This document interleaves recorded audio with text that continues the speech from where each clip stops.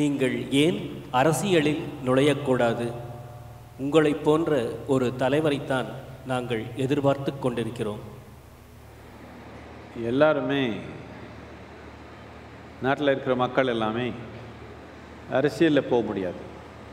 ஆனால் நாட்டில் இருக்கிற மக்கள் எல்லாமே ஆன்மீகத்தில் போக முடியும்.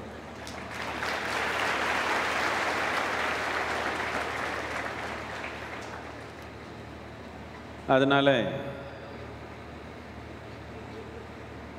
நீங்கள் எந்த தொழிலில் இருந்தாலும் சரி, எந்த வேலையில் இருந்தாலும் சரி, அரசியலில் இருந்தாலும் சரி, ஆன்மீகம் உங்கள் தொடணுன்றது என்னோட எண்ணம்.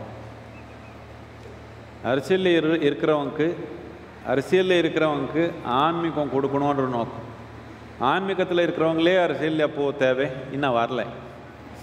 அப்படி தேவையில்லை இப்போதைக்கு.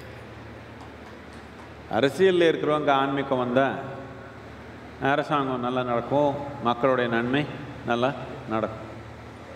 அதனால் நான் அரசியலில் போகிறதுக்கு என்ன தேவை? அரசியலில் இருக்கிறவங்க எல்லாமே நீங்கள் கொண்டு வந்து ஆன்மீகத்தில் வர மாதிரி பண்ணி கொண்டானே, அதுதானே ரொம்ப தேவை.